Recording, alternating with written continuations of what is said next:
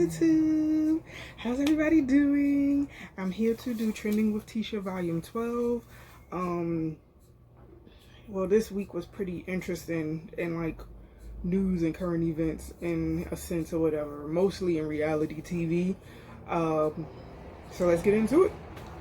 So I was watching Love and Hip Hop Atlanta on Monday, and I saw that next Monday is going to be the season finale.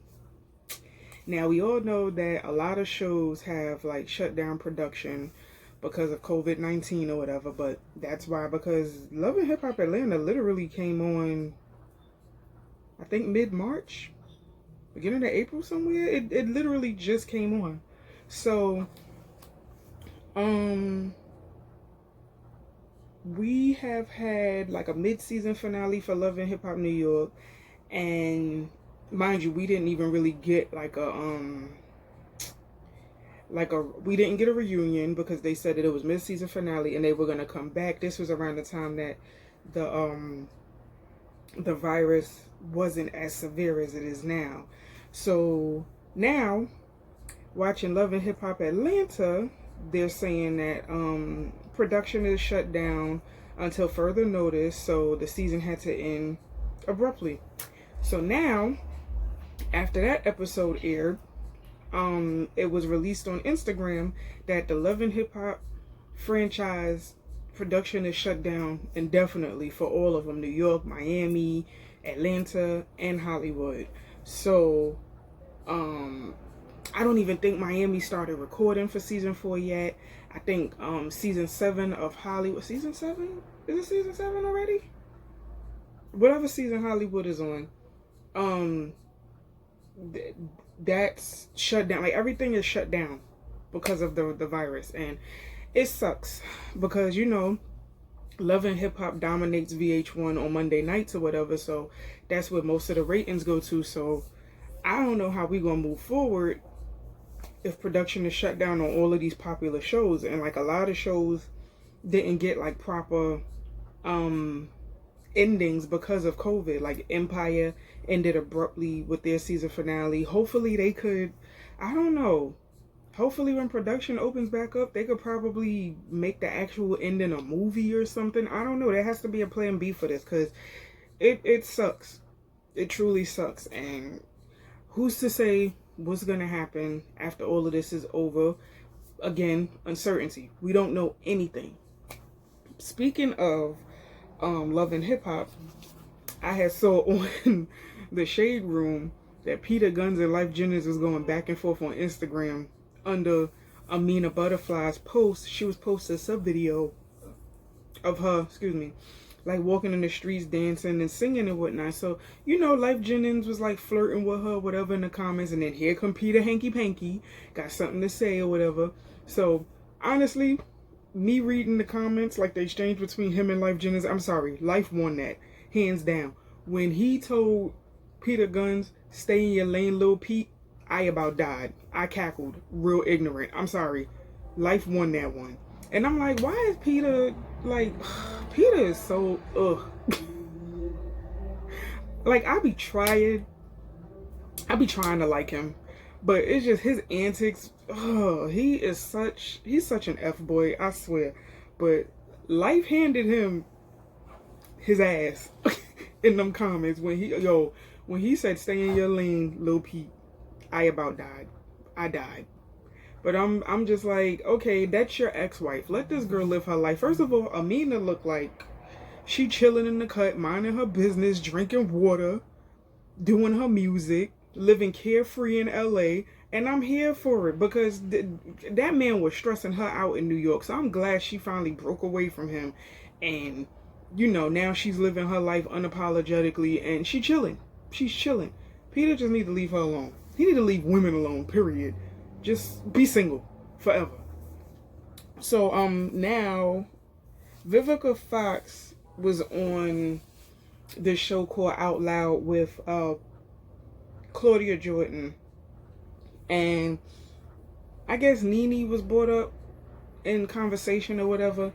So Vivica Fox was like, oh, if Nene is going to therapy, or whatever for her spiritual health.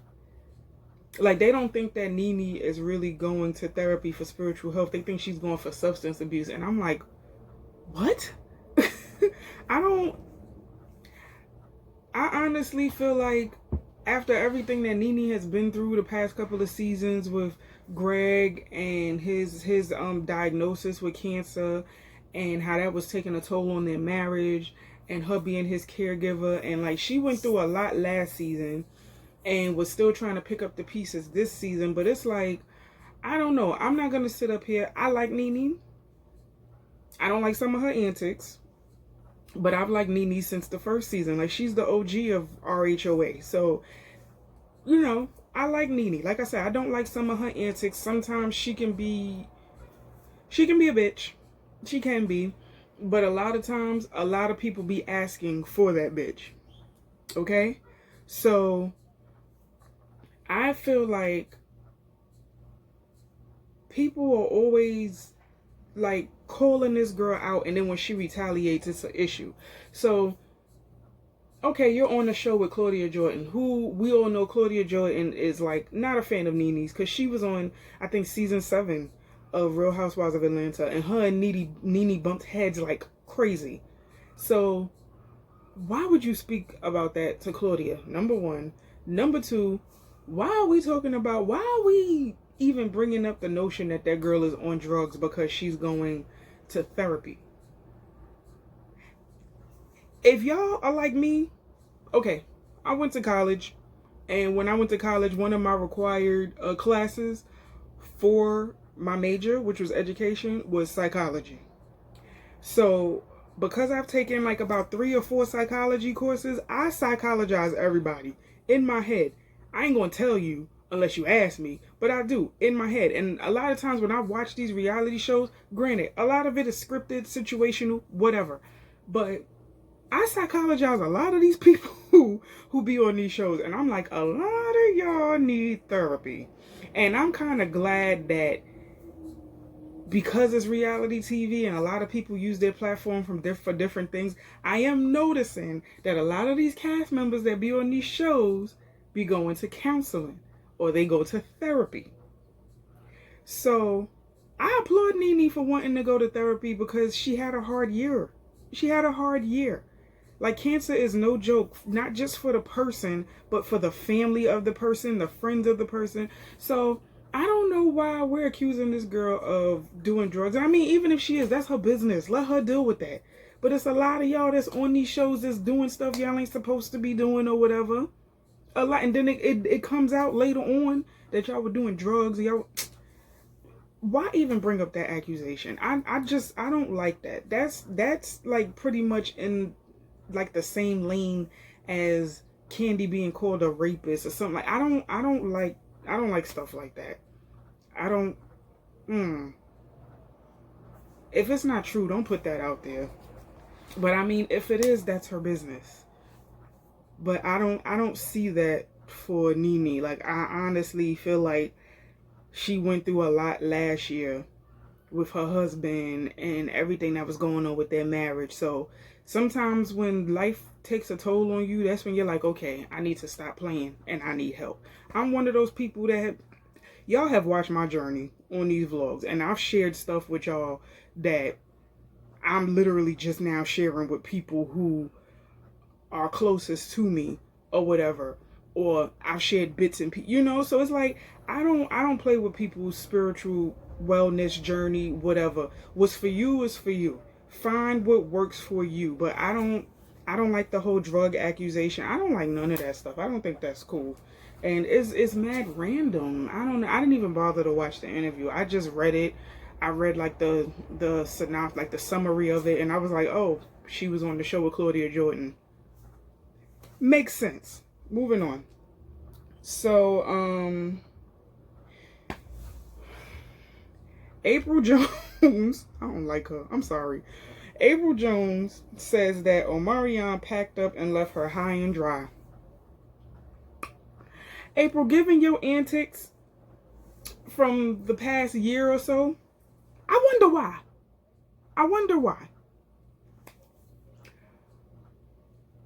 I I don't know.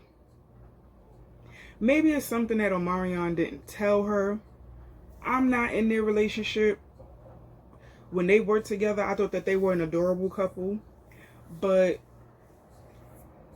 I think it's more to the story. And it has to be more to the story because Omarion hasn't said anything yet. Ever since Apryl got back on Love and Hip Hop, she's been singing like a canary about her relationship with Omarion and pretty much making it out to be, oh, well, he just left me, he did this, he did. So you want us to believe that you didn't play a part in anything. And I'm not saying this to be like an asshole or anything, but I feel like I said, given Apryl's antics within the past year or so, I don't feel like Omarion just left you. There is something you ain't telling us in this whole story. And to this day, Omarion is real cool, calm and collected, ain't slandered this girl's name, ain't did nothing, ain't flaunt no relationship with her best friend, former friend, nothing. He's just been mad zen and getting his money. That's what he's been doing. He has not mentioned Apryl or Fizz, nothing, since the whole thing has happened. So I'm just like I said, I don't want to sound like an asshole because it takes two and there's three sides to a story, her side, his side, and the truth. So, but I'm just saying, my spidey senses is telling me it wasn't all Omarion. Given Apryl, if you watched her on the show or whatever and you've seen her on social media, it wasn't just all Omarion. Omarion ain't just... Accountability, sis. Take some accountability. Moving on. So, first of all, Adele. Adele, happy birthday, number one. Number two, you better work, hunty, okay? Adele did not come to play. She came to slay. Have y'all seen the pictures of her on Instagram? From what I heard, I think she got divorced. And she done lost some pounds. Not to say Adele wasn't beautiful when she was big, but y'all know how it go. When you divorce and you lose some weight for you, and you start showing out on Instagram, oh, her next album gonna be fire. What was her last album? Was it 25? Does she do her albums according to her age? I don't know. 30 or whatever. Whatever number it's gonna be fire. Because 21 was lit. I heard Summer 19, but 21 is my favorite album. 25, she had a couple of songs, but whatever album she coming out with next, 30, 31, 32, whatever, however old Adele is, I don't know. Whatever number she come out with, gonna be lit. And I'm gonna be in here jamming. But she looks really, really good. She looks like she's taking care of herself. She's happy. She's healthy. I'm happy for her. Whatever she's doing, stick to it. You look good, Adele. I cannot wait for the new music. I already know she's gonna come back with her Mary J. Blige. Her and Mary J. Blige should do a record together. That would be lit. That would be lit. Sad to say, heartbreak generates better music than love songs do. I don't know. That's a terrible thing to say, but it's the truth. Like, there's a lot of songs out there that's, you know, geared towards being in love and being happy and stuff, but ain't nothing like them heartbreak songs, man. Listen, I'll be waiting, Adele. So this week, I think started yesterday or on Cinco de Mayo, I don't remember, but the governor said that, well, it's in action already. New York City subway systems is shut down every 24 hours between the hours of 1 a.m. to 5 p.m. That means there's no train service for those 4 hours so that they can disinfect and clean the trains to make it safer to ride or whatever, and to, you know, stop the spread of coronavirus. I don't know how good that's gonna go. I feel like it's a good thing that's being done, but I don't know how it's gonna go necessarily, because a lot of the homeless is usually riding the trains. And I mean, from what I read, I think they said out of 250 something homeless people that they have seen that's been on the trains, they got 139 of them into shelters, which I think is a good thing. But you know, a lot of people don't like being confined and in the shelter and all of that other stuff. So I mean, it's only the first couple of days. From what it seems like, it's kind of working. But I mean, I don't know, we got to give it a couple of weeks, because I know this is like towards it's towards the phase plan of reopening, so we don't know what's gonna happen. We just taking stuff day by day. But I think it's a good idea, and I think even though right now they're doing this for the pandemic, I think it's something that should be ongoing. Like a lot of things that are happening while we're in quarantine and we're on pause, they need to keep it a habit. Like it needs to be a habit or whatever, because if we get out of this and we go back to living how we were living, we're screwed. So I think it's a good idea, and it's the first time in years, I think 100+ years, that the subway system in New York, because out here the subway is 24 hours. 24 hours. We have limited service from 10 p.m. to 5 a.m. That's when they start shutting down certain lines or whatever, because they're doing track maintenance or they're cleaning and stuff like that. But other than that, the train service and the bus service and all of that out here is 24 hours nonstop. So we'll see what happens. As far as I know, the trains are stopped between 1 and 5, but the buses still go. And then I think even Uber and like these other like ride share companies or whatever are helping in terms of like people who can't take the trains or the buses around that time. They're helping in that sense. So I mean, fingers crossed. Let's see how it goes. All right, so this is a topic that is very heavy for me. I'm not going to go too into detail with it because it, honest to God, breaks my heart. Ahmaud Arbery. Arbery. I hope I'm saying his last name right. So this man was killed in February, the end of February. And now footage is being shown of how he was killed. And nobody is in jail. Nobody is locked up. Nobody is...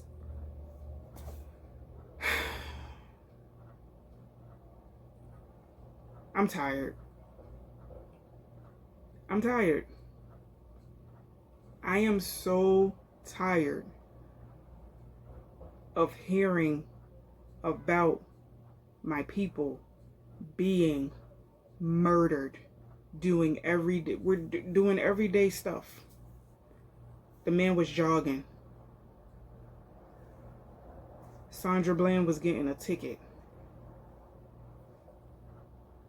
Oscar Grant was riding a train. Tamir Rice was playing with a toy gun. Trayvon Martin was coming from the store with snacks. I'm tired. I'm tired.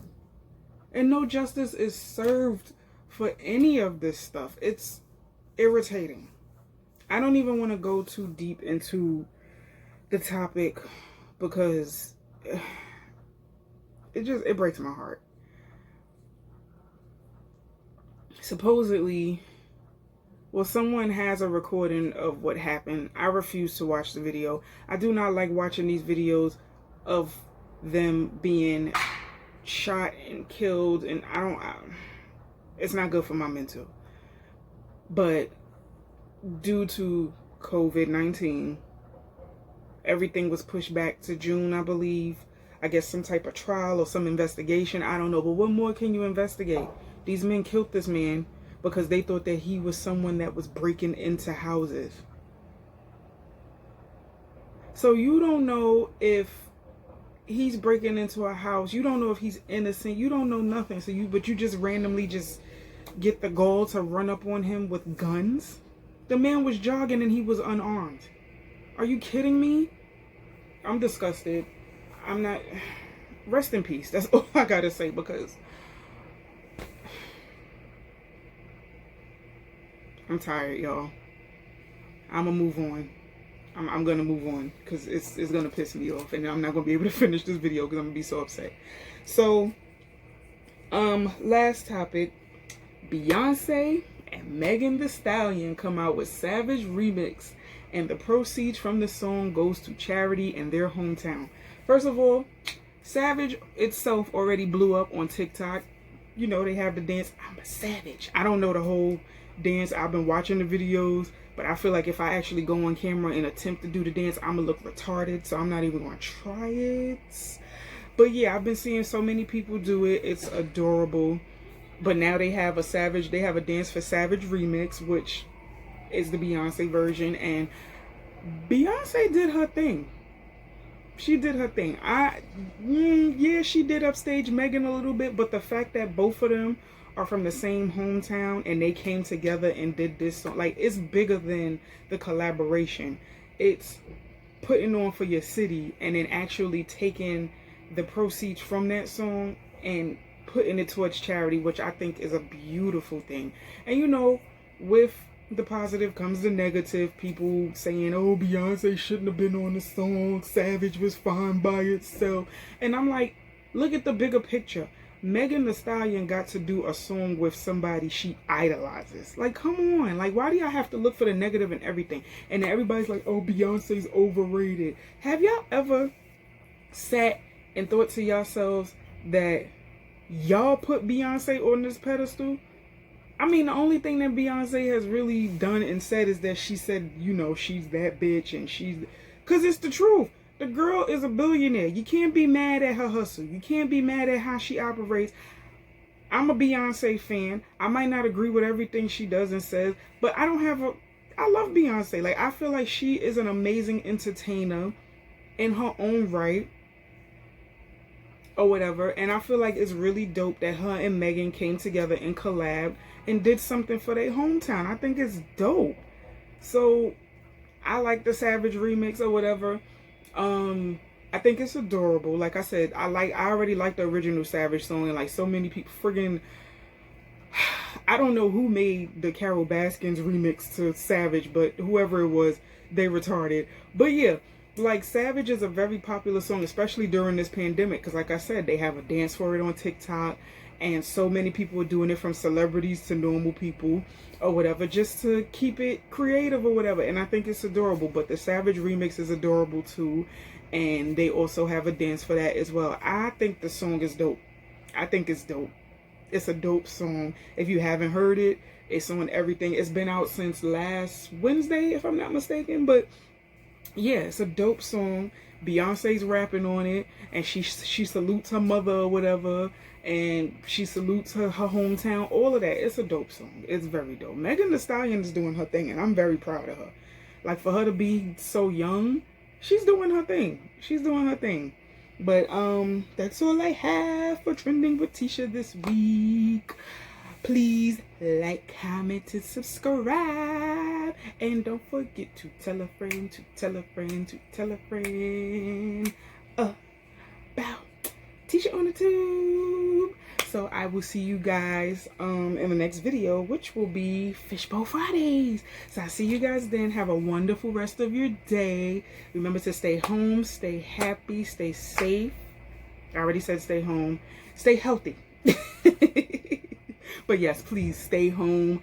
The longer you do and listen to the rules, the better will come out of this. So I will see you guys in the next video. Thank you so much for watching. Later.